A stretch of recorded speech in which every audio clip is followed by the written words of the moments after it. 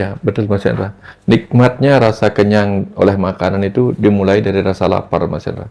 Kalau kita nggak pernah punya rasa lapar, nggak ada keinginan makan. Nikmatnya tidur itu adalah ketika kita lelah. Nikmatnya ketenangan itu adalah ketika kita pernah dikunjungi kegelisahan. Nikmatnya kedamaian itu adalah ketika kita bosan dengan peperangan. Gitu. Jadi nikmatnya kesadaran itu adalah ketika kita sadar diri kita begitu lama dalam ketidaksadaran. Jadi memang semua dibuat seperti itu, Mas Hendra. Hidup ini dibuat menderita supaya kita rindu pada diri kita yang menjadi sumber kebahagiaan di dalam diri ini sendiri. Gitu.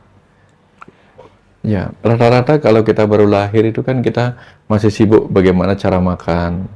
Kemudian mulai sekolah sampai SMA, rata-rata di usia 19 tahun kita tamat SMA. Baru selesai urusan belajar kehidupan. Belum prakteknya. Nah, anggaplah 11 tahun kemudian kita praktek untuk mendapatkan uang. Itu baru di usia 30 tahun, Mas Hendra. Ditambah, itu baru 11 tahun lah nyari uangnya. 10 tahun menikmati. Dapat menikmati dan mencapai kepuasan dari hasil kerjanya itu, Mas Hendra. Itu kalau yang belum menikah. Kalau sudah menikah, lupa lagi. Ada kebutuhan baru lagi. Sehingga lupa untuk menikmatinya.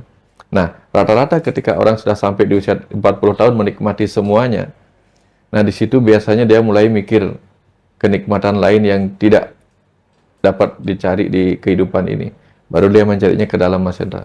Karena kan biasanya kalau air itu, ombak di pantai itu, akan balik ke tengah lautan ketika dia sudah bertemu dengan pinggiran pantai. Balik lagi dia ke dalam. Nah, hal yang sama terjadi pada pertumbuhan kita. Begitu kita selesai tiba di puncak pencarian duniawi kita akan balik lagi ke dalam. Nah, banyak orang perginya keluar, baru dia masuk ke dalam.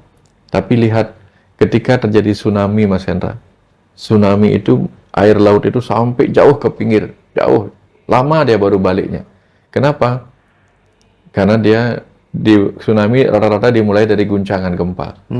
Gara-gara guncangan gempa, kemudian dia, air laut itu perginya jauh ke pantai. Nah, banyak orang yang di dalamnya gempa, di dalamnya terguncang oleh kemiskinan, terguncang oleh ini banyak seperti itu.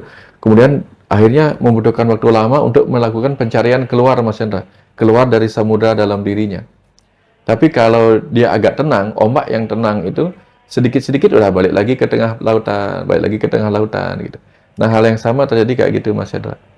Roh-roh yang lahir dalam tubuh yang sudah tenang sejak kecilnya, sudah selalu bersyukur, penuh ini, gampang balik ke dalamnya.